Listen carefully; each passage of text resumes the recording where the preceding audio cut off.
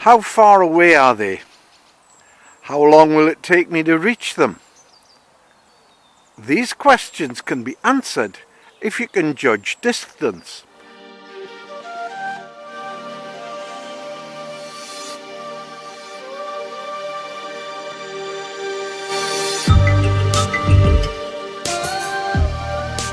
If you can judge distance and you can work out your speed, you can work out your time of travel.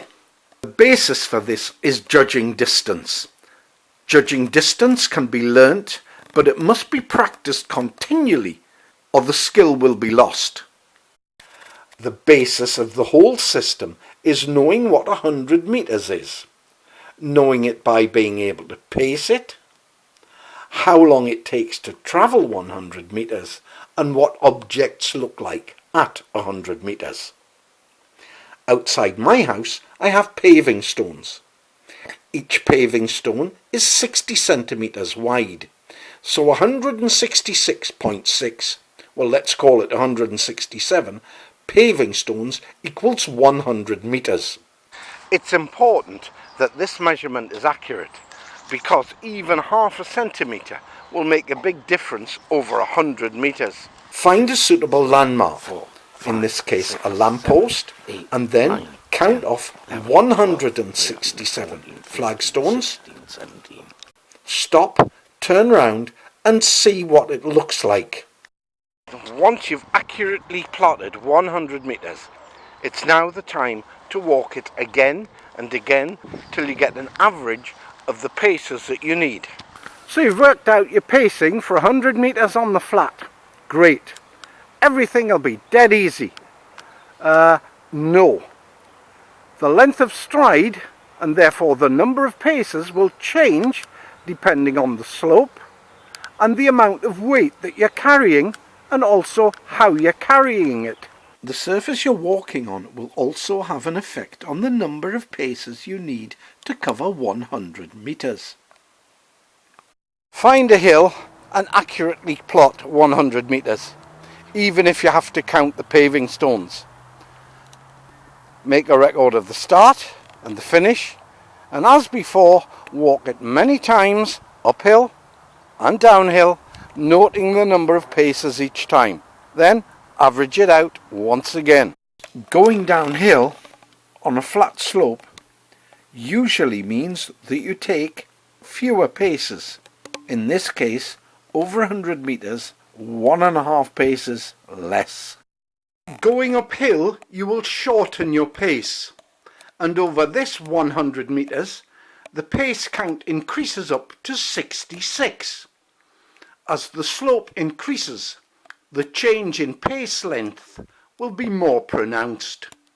Nevertheless, knowing your pace count for 100 metres under most conditions is a valuable aid to close quarter navigation. Once you have an area with known distances, now is the time to see what objects look like. At 50 metres, a group of average size adults will be about the size of my thumbnail and the bottom piece of flesh. A group of average size adults at 100 metres will be the same size as my little fingernail when my arm is extended to its full length. Half the fingernail, they're at 200 metres. Similarly, other common objects such as doors, vehicles, especially buses, can be used to determine distances quickly and accurately. If you know your pacings, you can count your distances. If you can keep count of the paces you take, you can estimate quite accurately some fairly long distances using ranger beads or a clicker. You press the clicker every pace you take. There are two sets of beads on your ranger bead system. First of all, you have 9 beads which represent 100 metres each. Then you have 4 beads which represent 1 kilometre each. Each time you have counted 62 paces, you move one of the 100-metre beads. When you've moved all 9 and have counted up to 62 again, you move one of the 1 kilometre beads. And you move the 100-metre beads back to their original position. Now you can see 1 kilometre travelled and ready to continue on counting off the 100-metre beads.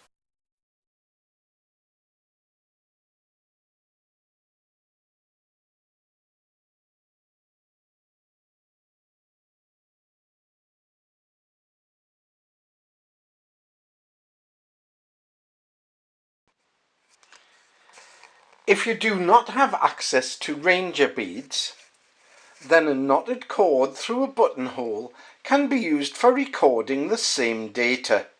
If you know your average speed of travel, such as 4 or 5 kilometers an hour, you can work out how far you've gone after a certain length of time. However, these times will be drastically altered if Monty is on a mission.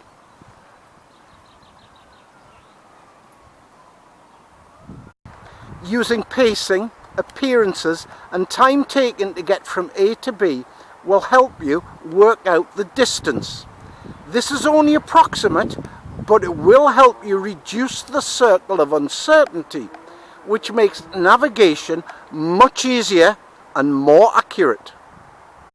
A big thank you to everyone who watches, comments and hopefully subscribes. Get out there, get training. You know it makes sense, it'll serve you well. Enjoy the countryside, enjoy getting out.